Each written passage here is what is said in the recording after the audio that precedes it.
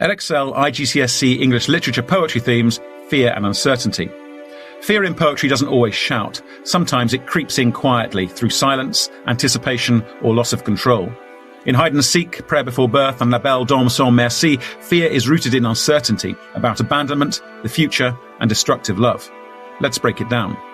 In Hide and Seek, Vernon Scannell presents fear through absence rather than action. On the surface, the poem is about a child's game, but as the search drags on, the language mutates into fearful exclamations and questions, mirroring the child's uncertainty. The fear isn't being found, but being forgotten. The speaker panics, suggesting fear emerges when imagination fills the gaps left by silence. Here, uncertainty grows not from danger, but abandonment. MacNeice presents fear as something inescapable, rooted in anticipation. Structurally, the poem relies on anaphora, creating a relentless prayer-like rhythm that traps both speaker and reader.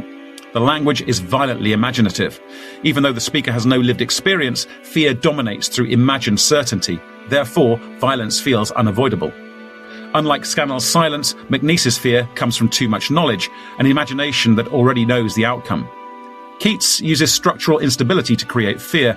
The ballad form suggests predictability, yet the poem is filled with abrupt tonal shifts. The knight's fragmented narrative mirrors his psychological confusion. Language deepens this unease. La Belle dans fantasy imagery contrasts sharply with the bleak, cold hillside.